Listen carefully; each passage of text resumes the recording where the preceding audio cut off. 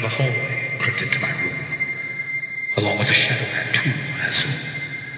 For never before had I seen such a form that could change as a candle's flame blinks in a storm. Just as quiet as a monk, he crept in on his knees. Then he perched on the edge of my bed, if you please.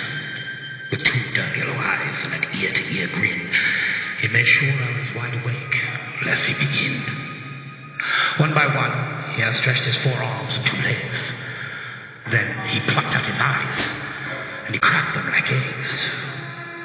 As the yolks of his horrible orbits would drip, he would raise either shell to his mouth for a sip. Now a glow soon appeared where his eyes had once been. On his neck there were gills, on his back was a fin. Are you human or spirit? You breathe like a fish. I'm your Shadowman, sweet child, whatever you wish. Tell me kindly if you are my friend or my foe. And that which you harvest from dream seeds you sow. When you crawl into bed, remember your day. Were you kind with the others with whom you played? Or instead were you selfish, unruly, and spoiled? A most wicked young lad who deserves to be boiled. I wait here in the darkness till you fall asleep. Then I come to your dreams with a promise to keep. From the night time till morning, I'll torment your soul to exact every penny you owe as a toll. I started to tremble. I covered my head. I called for my father, my voice filled with dread. But the Shadowman leapt from my bed and took flight. He hid deep in my closet, peered out with delight.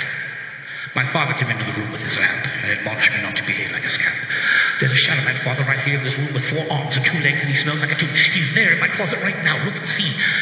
Father lifted one eyebrow as he spoke to me. That's enough of this nonsense.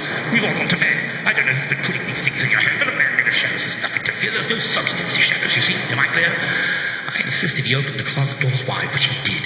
Then we both took a look deep inside. But my closet was empty, as Father had said. For the Shadowman now had slipped under my bed. Father tucked me in snugly. He gave me a hug. He tousled my hair, gave my cheek a slight tug. Then my father had taken his lamp and departed. I'd just about fallen asleep when it started. It began when I felt something under the bed coming up through the covers and nearing my head. Now I didn't dare move. I was still as could be with my eyes tightly shut so he wouldn't see me. But my hopes were soon dashed on the shores of despair as the stench of the Shadowman's breath filled the air, and the silence was broken 1 inch from my ear. As the Shadowman whispered, "My boy, I'm right here." I jumped up and demanded as plain as could be, "Tell me, dark spirit, your business with me." "I've come to take all of your bravery away, so you'll never grow into a real man someday. And it looks like my job is already half done. I can see that you're petrified now, so I've won." From a place deep inside me, I can't tell you where, I gathered my strength and I leapt through the air to my nightstand, where there on the top lay a pen, which I took up to stab him again and again.